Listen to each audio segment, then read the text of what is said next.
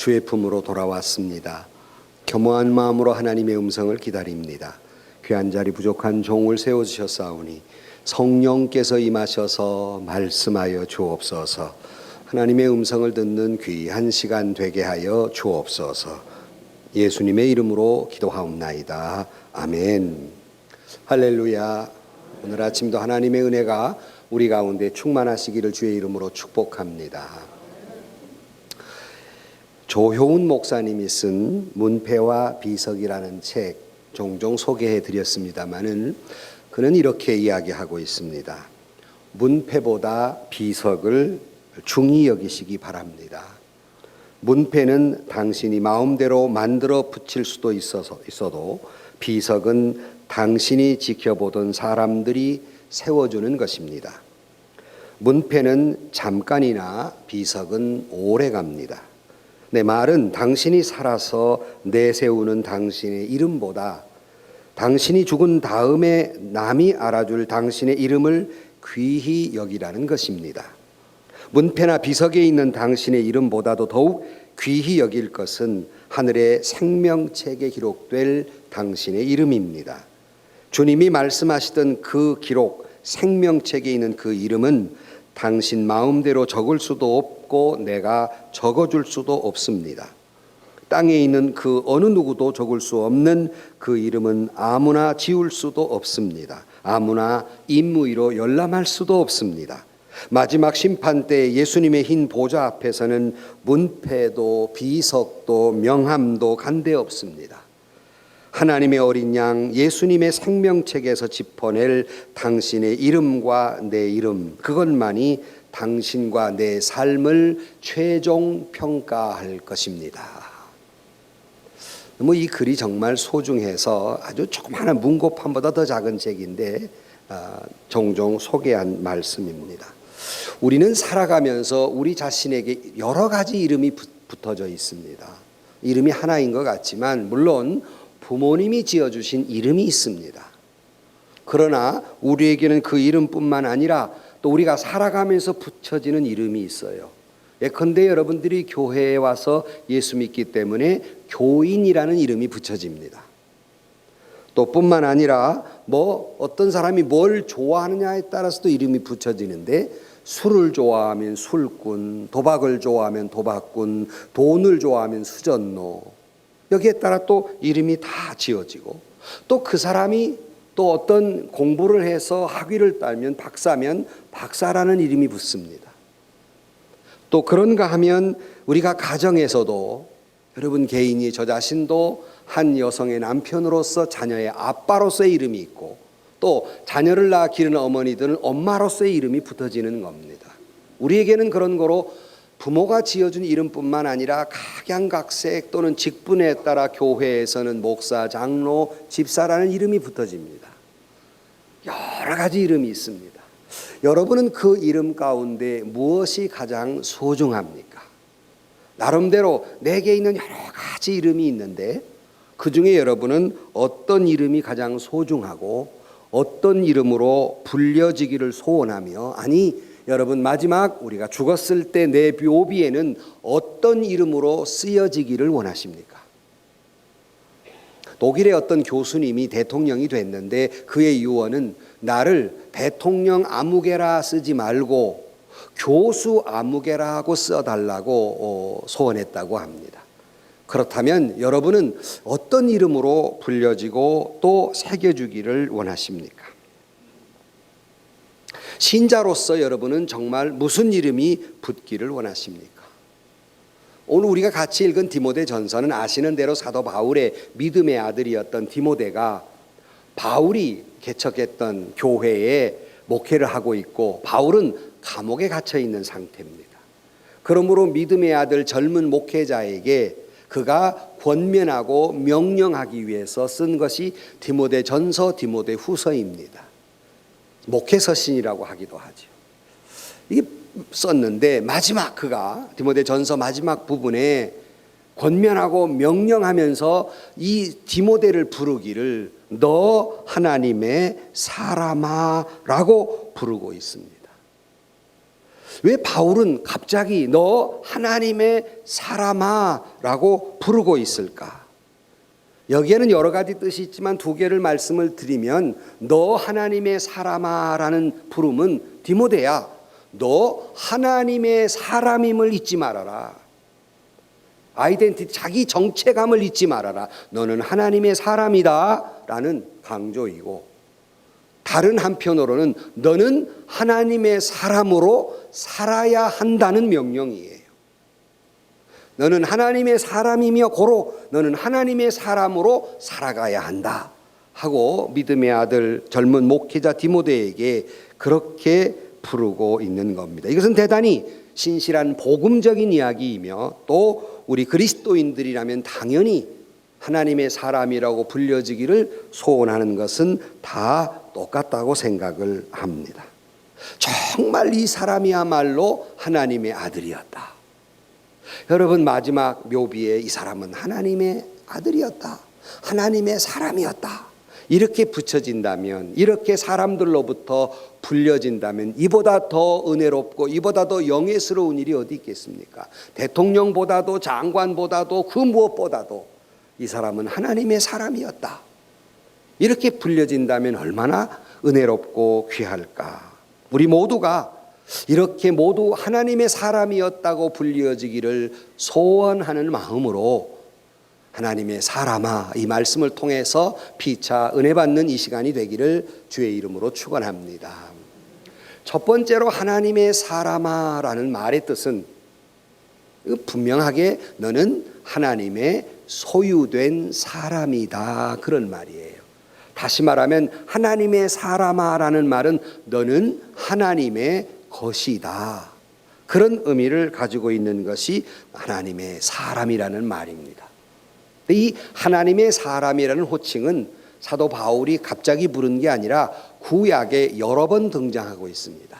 그러면 구약에는 어떤 사람에게 하나님의 사람이라고 부르고 있을까? 예컨대 모세를 하나님의 사람이라고 부르고 있고, 사무엘이나 엘리야나 엘리사나, 그리고 사무엘상 2장 27절 같은 경우에는 무명의 선지자를 하나님의 사람이라고 부르고 있습니다.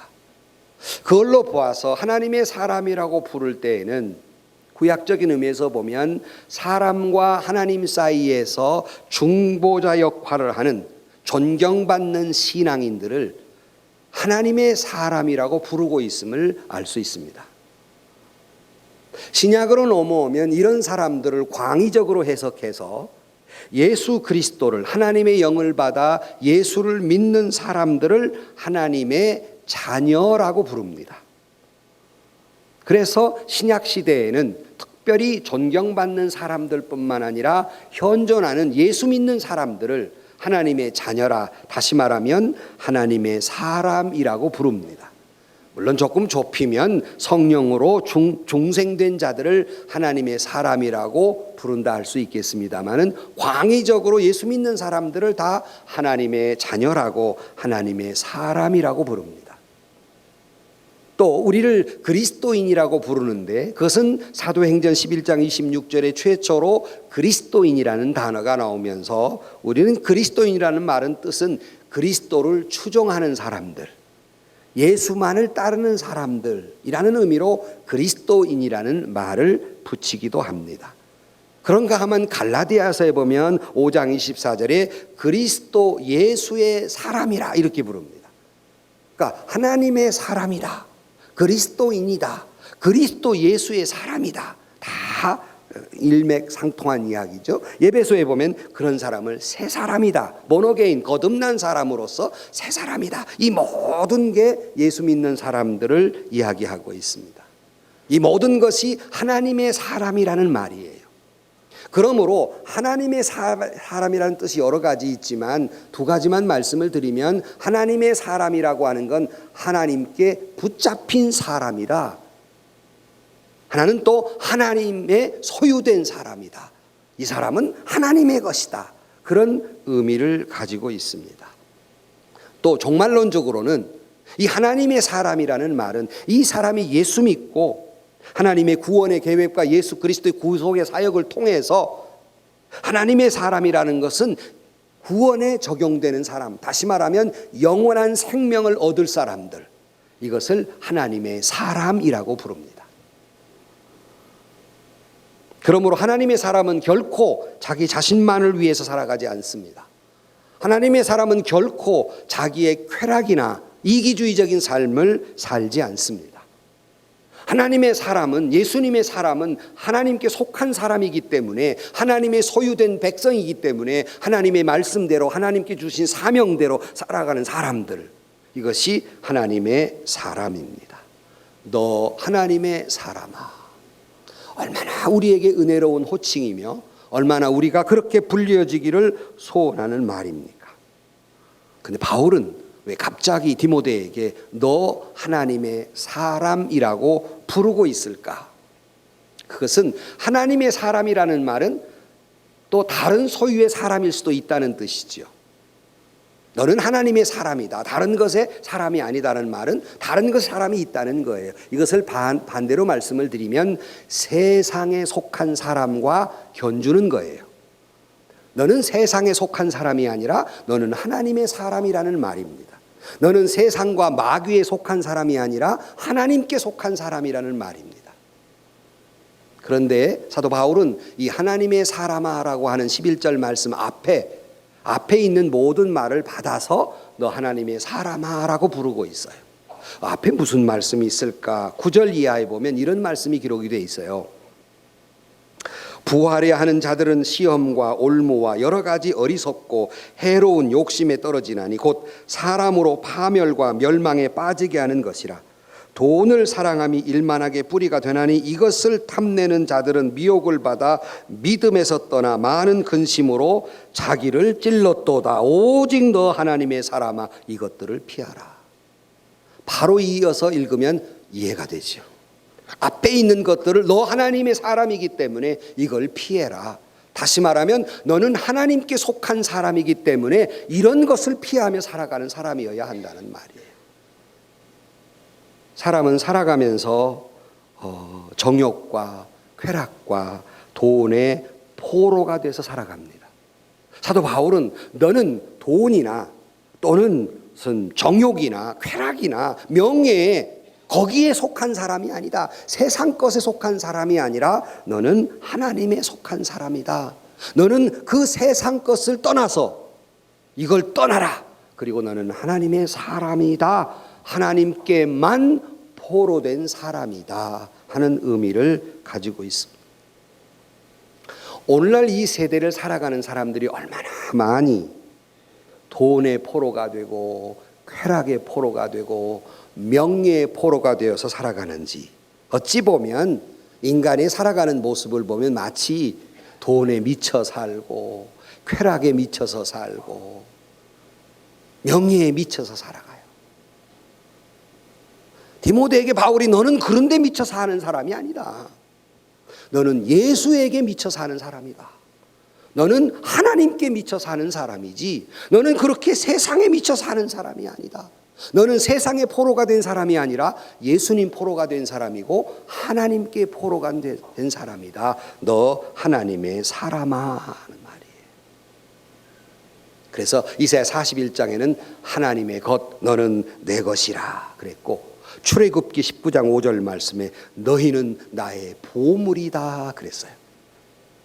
그러므로 여러분, 사랑하는 성도 여러분, 우리는 그 세상에 속한 사람들이 아니라 하나님의 보물된 사람들, 하나님의 것, 하나님의 소유된 사람임을 자기 의식하며 살아가는, 깨닫고 살아가는 저와 여러분들이 되시기를 주의 이름으로 축원합니다.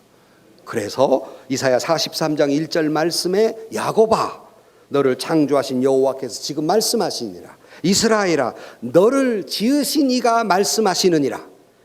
너는 두려워하지 말라. 내가 너를 구속하였고 내가 너를 지명하여 불렀나니 너는 내 것이라. 아멘. 너는 내 것이라. 하나님이 우리를 너는 내 것이라고, 하나님의 소유된 하나님의 사람이라고 지명해서 불렀다고 말씀하고 있습니다. 베드로서 2장 9절에는 이렇게 말하고 있습니다. 그러나 너희는 택하신 족속이요 왕 같은 제사장들이요 거룩한 나라요, 그 다음에 그의 소유된 백성이요. 하나님의 소유된 백성이란 말이에요. 이는 너희를 어두운 데서 불러내어 그의 기이한 빛에 들어가게 하신 이의 아름다운 덕을 선포하게 하려 하심이라 그랬어요. 그런 거로 이 모든 걸 종합해 보면 우리 모두는 세상에 속한 사람들이 아니라 하나님의 소유된 사람이다. 세상에 미쳐 돌아가는 사람이 아니라 하나님께 예수로만 미쳐 돌아가는, 그리스도로 만족하며 살아가는 하나님의 것이다 하는 뜻입니다. 오늘도 여러분, 진정으로 우리 모두가 하나님의 사람으로 불려지기를 소원하면서 세상에 속한 삶이 아니라 이 세상 것을 떠나 오직 하나님에 속한 사람, 하나님의 사람으로 살아가시기를 주의 이름으로 축원합니다. 두 번째, 하나님에 속한 사람으로서 두 번째, 하나님의 사람이라는 말은 하나님을 닮아가는 사람이라는 말입니다. 우리는 하나님의 것이기 때문에 하나님을 닮아가는 사람이다. 그 표현을 뭐라고 하냐면 11절 말씀에 의와 경건과 믿음과 사랑과 인내와 온유를 따르며, 그걸 따른다, 닮아간다, 배워간다 하는 말이에요. 하나님의 사람은 하나님의 의와 경건과 믿음과 사랑과 인내와 온유로 닮아가는 사람들이다, 그런 뜻입니다. 모세가 시내산에서 부름을 받고 40일 40야 단식했어요. 금식하면서 하나님과 깊은 교제를 나눕니다. 그리고 하나님께서 최초의 십계명, 그 두 돌판을 주십니다. 그걸 가지고 내려오는데 모세의 얼굴이 얼마나 빛이 났는지 출애굽기 34장 29절 말씀에 모세가 그 증거의 두 판을 모세의 손에 들고 시내산에서 내려오니 그 산에서 내려올 때에 모세는 자기가 여호와와 말하였으므로 말미암아 얼굴 피부에 광채가 나나 깨닫지 못하였더라 그랬어요. 얼마나 은혜가 충만했는지 막 얼굴이 막 빛이 났어요. 근데 자기는 그렇게 빛나는 줄을 몰랐어요. 내리고 오고 보니까 모세의 얼굴이 너무 빛이 나니까 사람들이 두려워서 모세를 가까이 하지 못합니다. 그러므로 얼굴에 수건을 가리고 다녀야 할 정도로 그 얼굴에 빛이 났다고 그렇게 성경은 말하고 있습니다. 이 말은 하나님의 거룩한 그 모습을 그가 닮아서 얼굴에 그 영적 광채가 일어나게 되었던 것입니다. 여기서 격가지로 하나 말씀을 드리고 싶은 것은 모세는 자기가 그렇게 변화됐으나 깨닫지 못했어요. 자기가 얼마나 거룩한 모습으로 그 얼굴이 변했는지 그는 깨닫지 못했습니다. 그리고 또 사람들이 너무 가까이 못하니까 일부러 그 광채를 가리워 버렸어요. 곁가지로 이 말씀을 왜 하냐면 오늘날 많은 사람들이 조금만 은혜를 받으면 은혜 받았다고 온 동네 사방 다 떠들고 다녀요. 자기가 너무 잘 알아요. 그래서 온 동네 사방 자기만 마치 은혜 받은 사람처럼 떠들고 다닙니다. 분명히 말씀드릴 수 있는 것은 자기가 은혜 받았다고 떠들고 다니는 사람은 아직 은혜 못 받은 사람입니다. 아직 덜 받은 사람이에요. 정말 은혜 받은 사람은 자기가 은혜를 받았다는 걸 깨닫는 순간 고개를 푹 숙일 수밖에 없어요. 왜? 은혜를 깨닫는 사람은 죄인됨을 알거든요. 자기의 부끄러움과 자기의 부족함을 알거든요. 그게 은혜 받은 사람이에요. 그러니 얼굴을 못 들죠. 그런데 주권이 많은 은혜 받았다고 얼굴을 내빼고는 자기가 가장 영적으로 충만하다고 그렇게 얼굴을 뒤밀고 다니는 사람, 은혜 못 받은 사람이에요.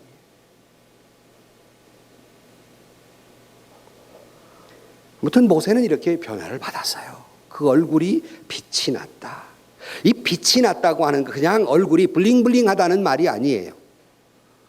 얼굴이 블링블링하다는 말이 아니라 그의 인격이 예수를 닮았다는, 하나님을 닮았다는 말.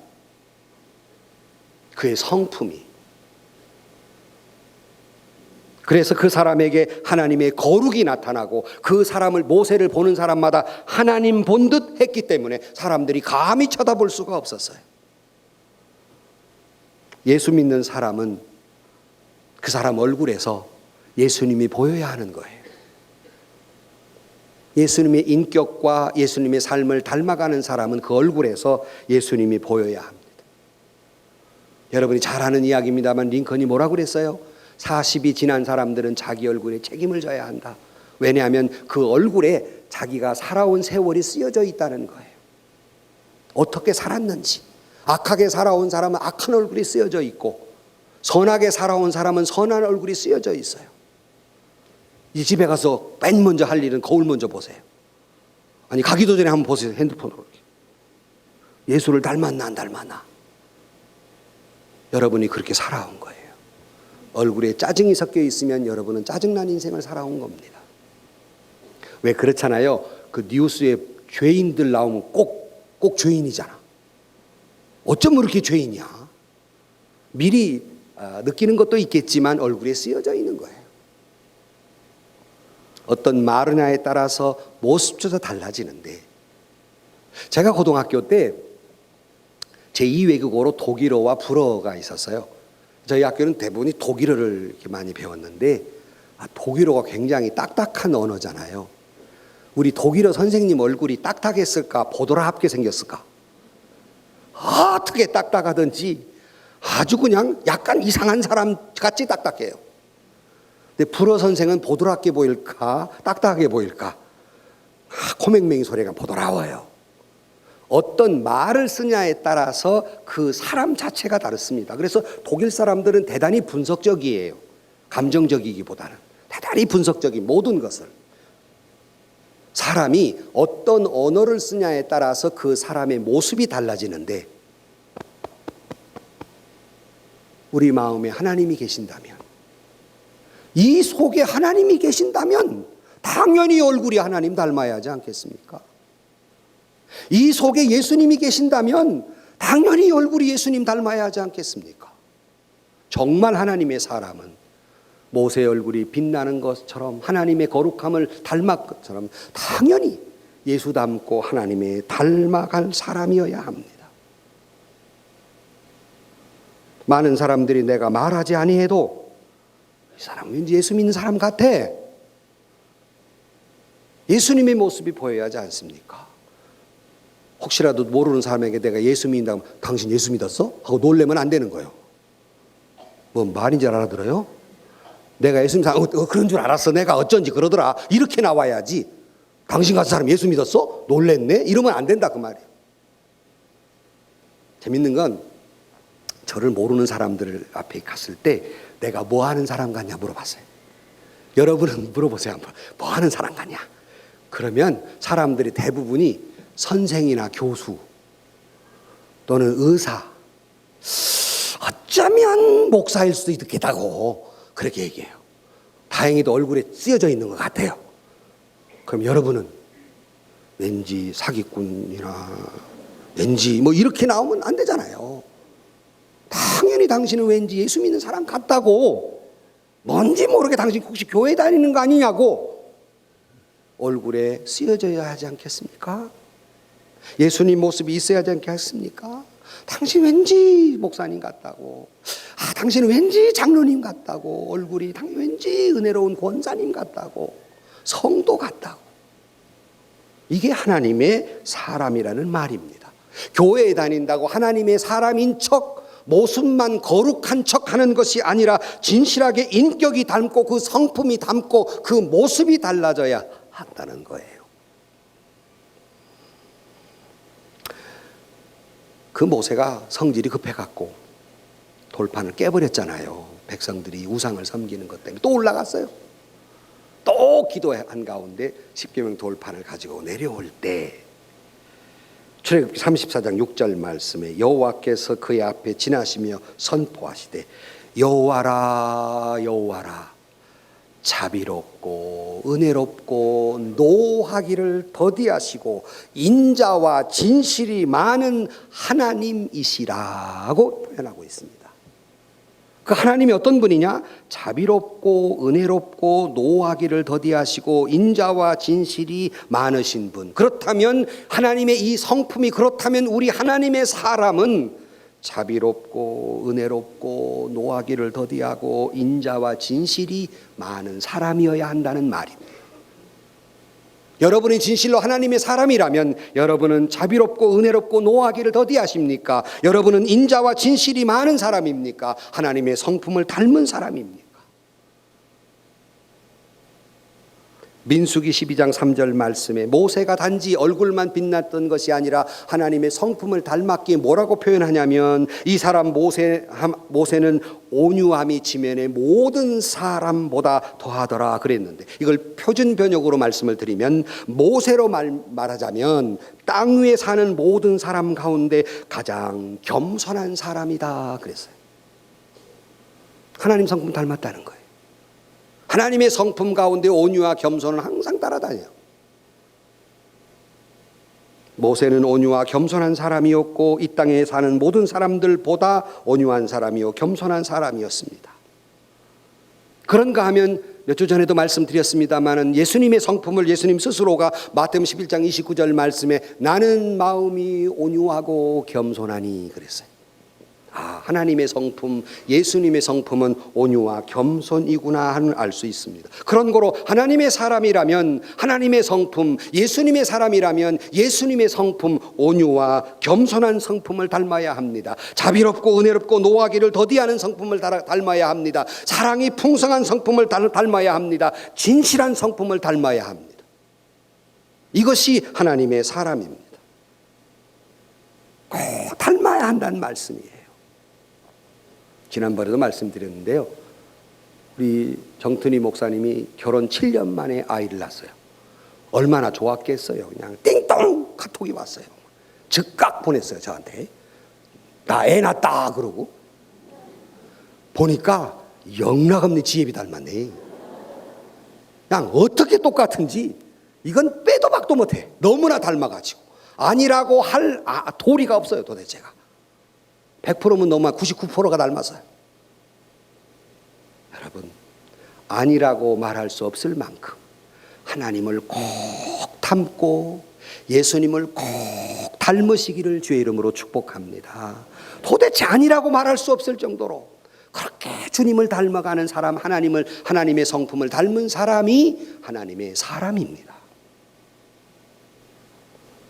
끝으로 세 번째로는 그러기에 하나님의 성품을 닮은 사람, 하나님의 사람은 내 뜻대로나 세상의 뜻대로 사는 사람이 아니라 하나님의 뜻대로 살아가는 사람. 이것이 하나님의 사람이에요. 이것 때문에 몸부림치면서 영적 전쟁을 하며 살아가는 사람들. 그래서 오늘 본문에 믿음의 선한 싸움을 싸우고 영생을 취하라. 결국 우리의 종말은, 하나님의 사람은 믿음의 선한 싸움을 싸우면서 하나님의 뜻을 이루어가며 살다가 영원한 생명을 얻는 사람, 이것이 하나님의 사람입니다. 저와 여러분 모두가 주님 나팔 불 때 저와 여러분의 이름이 생명책에 기록되고 저와 여러분의 이름이 불려지는 하나님의 사람이 되기를 주의 이름으로 축복합니다. 그래서 성경에 보면 여러분, 자녀는 낳으면 되는 거예요. 자녀는 낳으면 자녀이지요. 그러나 제자는 그냥 제자가 아닙니다. 제자는 훈련받고 그러고서야 닮아갈 때 그를 제자라고 말합니다. 열왕기하 5장 8절 말씀에 엘리사를 하나님의 사람이라고 부르는데요, 이 예언자들, 선지자들은, 이 하나님의 사람들은 자기의 말을 전하는 사람들이 아니라 하나님이 그에게 맡겨준 말을 전하는 사람들이에요. 오늘 이것은 이제 목사들이 하는 일인데 하나님이 그에게 맡겨준 말을 선포하는 사람들이에요. 그러니까 이 당시의 예언자들, 선지자들은 자기 뜻대로 자기 생각을 말하는 사람이 아니라 하나님의 말, 하나님의 뜻을 전달하는 사람들이에요. 그러니까 삶도 자기 뜻대로 살아가지 아니에요. 말도 자기 뜻대로 말하지 아니에요. 오직 하나님의 뜻대로 하나님의 말을 전하는 사람, 이것이 하나님의 사람입니다. 열왕기하 8장 14절에 다윗 왕을 하나님의 사람이라고 말하고 있는데 사도행전 13장 22절에 이렇게 말합니다. 패하시고 다윗을 왕으로 세우시고 증언하여 이르시되 내가 이새의 아들 다윗을 만나니 내 마음에 맞는 사람이라 내 뜻을 다 이루리라 하시더니, 그러니까 하나님의 마음에 맞는 사람이 어떤 사람이냐면 하나님의 뜻을 이루는 사람이에요. 자기의 욕망이나 자기의 뜻을 이루는 위대한 사람이 아니라 하나님의 뜻을 이루는 사람. 이를 위해서는 훈련을 받아야 되고 영적 전쟁을 견뎌내야 합니다. 다시 말하면 시련과 고난을 견뎌내야 한다는 말입니다. 하나님은 다윗 왕도 철저하게 그는 하나님의 뜻을 행하는 사람이었습니다. 예컨대 사울이 다윗을 죽이려 했죠. 자기의 인간적 뜻이라면 그를 죽여야 마땅합니다. 자기를 죽이려 다니는 사람이니까. 그러나 여러 번 그를 죽일 기회가 있었어요. 잠자는 머리맡에 있을 수 있었고 용변변은 그 곁에 있을 수 있었어요. 몰래 칼만 휘둘리면 죽일 수 있었습니다. 그러나 그는 그렇게 하지 않았어요. 자기의 뜻보다는 하나님의 뜻이 우선이었습니다. 하나님이 기름 부어 세운 종을 내가 죽일 수 없노라, 해할 수 없노라. 자기 뜻보다 하나님의 뜻을 앞세운 사람이었습니다. 여러분, 예수님조차도 당신 뜻대로 살지 않았습니다. 예수님조차도 하나님 뜻대로 살았습니다. 그래서 예수님 십자가에 달려 돌아가실 때 뭐라고 기도하십니까? 아버지여, 내 뜻대로 마옵시고 아버지의 뜻대로 하옵소서. 사실은 예수님의 뜻은 십자가가 지나가기를 바랬어요. 이게 예수님의 뜻이었습니다. 그러나 하나님의 뜻이라면 죽기까지 순종한 것이 예수님이었어요. 예수님조차도 하나님 뜻대로 살았다면 연약한 저와 여러분이야 물론 하나님의 뜻대로 살아가야 하지 않겠습니까? 이를 위해서 우리는 훈련받고 이를 위해서 우리는 영적 전쟁을 치루어 가는 것입니다. 그래서 여러분 잘 아시는 대로 창세기 22장에는 아브라함을 시련을 통해서 여러 가지 테스트를 통해서 그의 믿음을 확고히 하셨고, 모세는 바로의 궁전에 40세까지 살다가 광야에 데리고 가서 그가 하나님이 훈련시켜서 이스라엘 백성을 구원하는 모세로 삼아주셨고, 이스라엘 백성들은 40년 동안 광야에서 하나님의 뜻대로 살아가는 훈련과 그러므로 나중에 가나안 땅에 들어가 영적 전쟁을 하게 되는 거예요. 다윗도 수많은 허물투성이인 사람이었지만 그가 하나님의 사람이라고 불려지게 된 것은 하나님께 훈련받고 하나님 뜻대로 살아감으로 말미암아 하나님의 사람이라고 불려지게 됩니다. 신명기 8장 2절 말씀에 내 하나님 여호와께서 이 40년 동안에 내게 광야의 길을 걷게 하신 것을 기억하라. 이는 너를 낮추시고 너를 시험하사 내 마음이 어떠한지 그 명령을 지키는지 지키지 않는지 알려 하심이라. 이스라엘 백성들을 광야 40년 동안 있게 하신 것은 그들을 훈련시키 좀 더 겸손하게, 좀 더 낮아지게, 그리고 좀 더 하나님만을 의지하게 훈련시킨 거예요. 신명기 8장 16절 말씀에 내 조상들도 알지 못하던 만나를 광야에서 내게 먹이셨나니 이는 다 너를 낮추시며 너를 시험하사 마침내 내게 복 주려 하심이었더라. 훈련한 것은 마침내 복 주려 하심이었더라. 믿으면 아멘 하십시오. 오늘 내가 여러 가지 시련과 역경을 견디는 것은 이 영적 전쟁의 여러 가지 고통 가운데 있는 것은 마침내 복 주려 하심이라.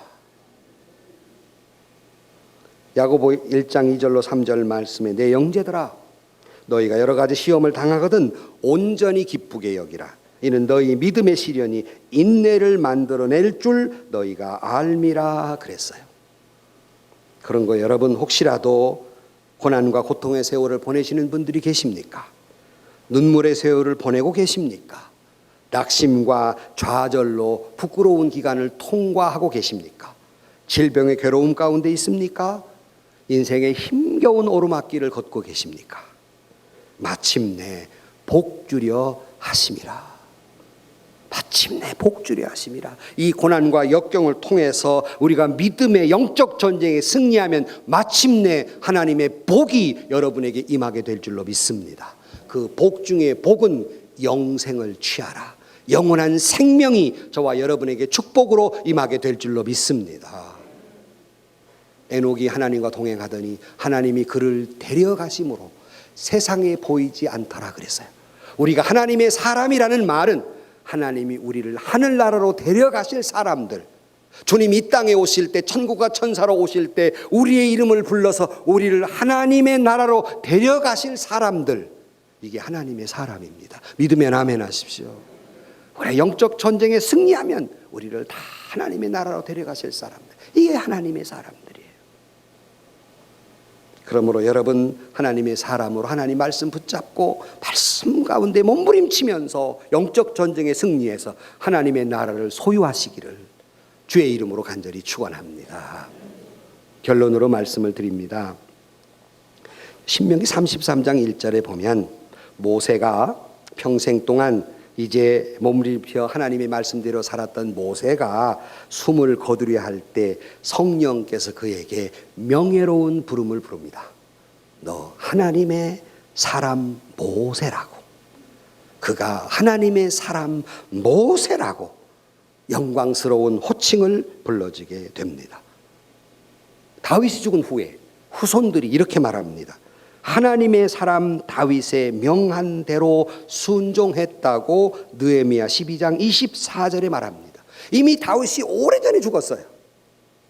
그런데 그들은 하나님의 사람 모세와 같이 살았다는 거예요. 하나님의 사람 모세가 전해준 말대로 살았다는 말입니다. 그렇다면 여러분, 저와 여러분이 각오 없는 이 땅 위에서 내 자녀와 내 자손들이 삶의 문제로 고민하다가 우리의 하나님의 사람, 우리의 어머니, 하나님의 사람, 우리 아버지가 어떻게 살았던가, 하나님의 사람, 우리 할아버지, 할머니가 어떻게 살았던가, 그들이 살았던 대로 말씀에 순종하고 삶으로 말미암아서 여러분의 자녀들에게도 하나님의 은혜와 축복이 임하게 되기를 주의 이름으로 간절히 축원합니다. 그렇게 된다면 얼마나 우리에게 큰 축복이겠습니까? 내가 죽은 후에도 두고두고 내 자녀들이 우리 할아버지, 우리 할머니, 우리 아버지, 우리 어머니가 하나님의 사람이었다. 여러분, 인생에 고통이 없는 사람이 어디 있고 인생의 여러 가지 어두운 터널을 건너가지 않은 사람이 세상에 어디 있겠습니까? 여러분의 자녀도 여러분의 자손도 그 길을 가야 하는데 그때 우리 하나님의 사람, 우리 아버지, 우리 어머니가 어떻게 살았던가, 우리 조상들이 어떻게 살았던가를 기억하고 그들도 하나님의 사람으로 살아갈 때 에녹처럼 그들도 하나님께 부름받게 될 줄로 믿습니다. 하나님의 사람, 얼마나 설레는 이름이고 얼마나 설레는 그러한 귀한 호칭입니까? 자, 한번 우리가 옆 사람을 한번 물어봅시다. 당신은 누구냐? 물으면 나는 하나님의 사람이다. 이렇게 한번 해봅시다. 근데 당신은 그럼 기분 나쁘니까 누구십니까? 당신은 누구십니까? 근데 나는 하나님의 사람입니다. 이렇게. 자, 아니 내가 시키는 대로 해야지. 오른쪽 사람이 왼쪽 사람에게 당신은 누구십니까? 그러면 아주 당당하게 나는 하나님의 사람의 시작. 그렇게 세찬게 물어보면 사탄이 웃고 지나가 버려. 다시 한번 물어요. 당신은 누구십니까? 시작. 누구십니까는 크게 물었는데 왜 뒤에 대답을 나는 하나님의 사람입니다. 반대로 물어야지. 더 반대로. 시작. 당신은 누구십니까? 대답 시작. 네. 그러면 기분 나쁘니까 우리 서로 간에 손가락질하면서 당신은 하나님의 사람입니다. 시작. 네. 믿으면 아멘. 나는 하나님의 사람입니다. 나는 예수님의 사람입니다. 세상에 속한 사람이 아닙니다. 나는 하나님의 사람입니다.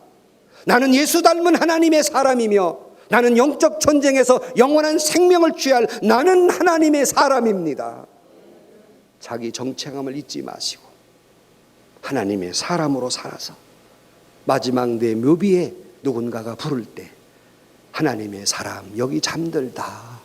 그는 하나님의 사람이었다고 그렇게 평가받을 수 있는 저와 여러분들이 되시기를 주의 이름으로 축원합니다.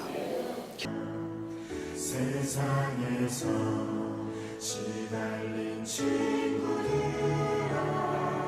위로의 주님 바라보아라.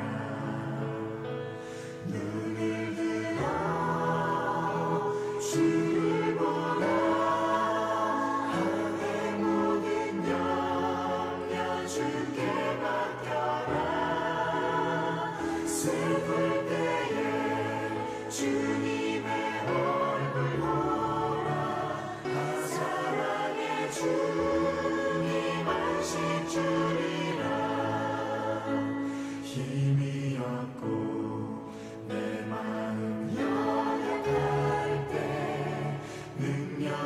주